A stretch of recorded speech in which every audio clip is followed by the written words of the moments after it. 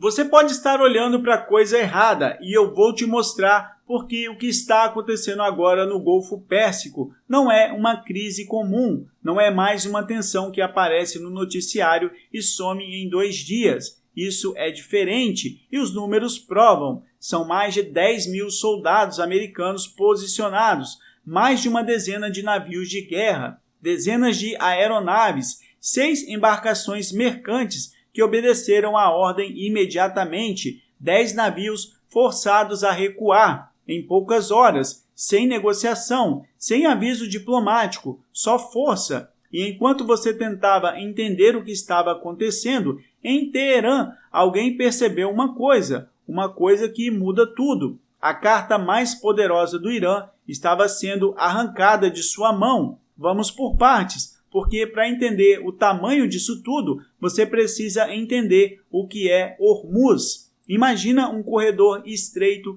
com 33 quilômetros de largura no seu ponto mais apertado. Por esse corredor passa quase 1/5 de todo o petróleo que é consumido no planeta, todo dia. Esse corredor tem nome, é o Estreito de Hormuz, e por décadas o Irã tratou esse corredor como se fosse um refém dentro de sua própria casa. Uma arma silenciosa, um interruptor que a qualquer tensão um pouco mais séria já bastava para o Irã ameaçar fechar, e o mundo inteiro segurava a respiração. Isso não era só poder militar, era poder psicológico, era a chantagem mais cara do planeta. Só que algo quebrou. Depois do colapso das negociações em Islamabad, Trump não mandou um comunicado, não convocou uma cúpula de emergência, não pediu mais 30 dias de prazo. Ele fechou os portos iranianos, bloqueio marítimo total, Golfo Pérsico, Golfo de Omã,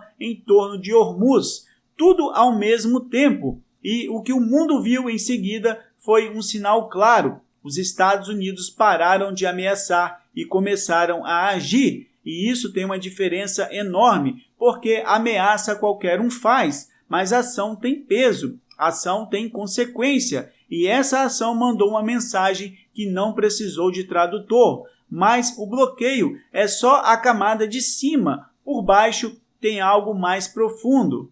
Tem uma aliança sendo construída em silêncio. Arábia Saudita e Paquistão assinaram um pacto formal de defesa. Em abril, o Paquistão enviou caças e aeronaves de apoio para a base saudita no leste do país. Isso não é coincidência, é geometria geopolítica. Cada peça está sendo colocada em seu devido lugar. E enquanto a diplomacia fala em trégua, o tabuleiro está sendo reformulado na prática. E o Irã está no centro do cerco, por mar, pelo bloqueio, por ar, pelo reposicionamento militar e por terra, pelo isolamento regional. E agora, pelo dinheiro. E é aqui que entra a parte que mais assusta Teherã. Antes da guerra, a China comprava mais de 80% do petróleo exportado por via marítima pelo Irã. 80%. A China era o pulmão econômico do regime iraniano. Sem ela, o Irã não respira. E Washington sabe disso.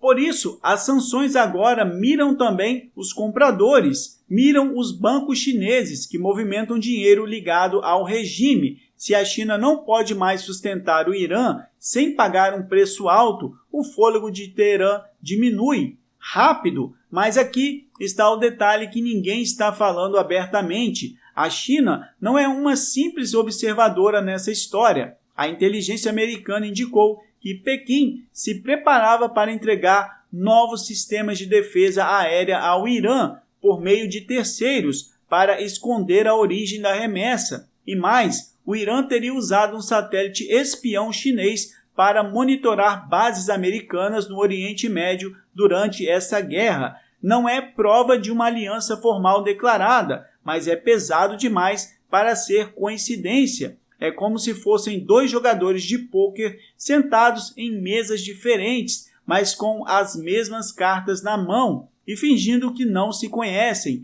A China reagiu contra o bloqueio, disse que a medida contraria os interesses da comunidade internacional, pediu calma, negou planos de armamento, mas, ao mesmo tempo, aparece no centro das suspeitas sobre armas, satélite e sustentação econômica do regime. Esse discurso cai por terra quando você vê os fatos lado a lado, e é exatamente por isso que o Washington trata a China e Irã como dois polos de uma mesma lógica. Um sustenta o outro, porque ambos lucram com o enfraquecimento da influência americana nas rotas estratégicas do mundo. Agora, para um segundo e pensa no seguinte: a Arábia Saudita reativou o oleoduto leste-oeste para 7 milhões de barris por dia. Os Emirados Árabes operam outro corredor de 1,8 milhão de barris por dia. A Coreia do Sul garantiu 273 milhões de barris por rotas alternativas fora de Hormuz. E o que isso significa na prática?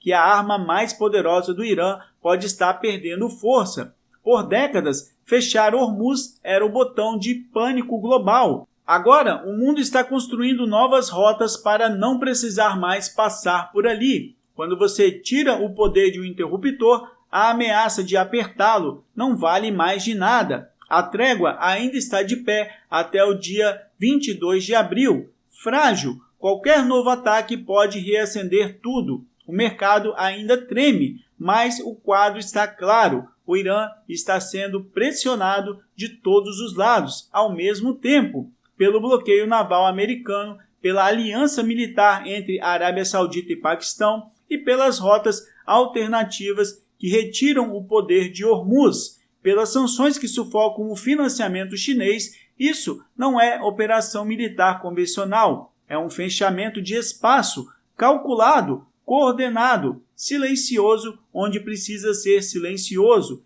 e barulhento onde precisa intimidar. No fim, a pergunta real não é o que Trump quer. Essa parte está clara. A pergunta real é: o que sobra para o Irã quando a carta mais poderosa da mesa deixar de valer? O estreito segue ali, mas a dependência dele não é mais absoluta. E é exatamente aí que mora o abalo. Porque poder que não pode ser exercido não é poder, é só memória de um poder que um dia existiu.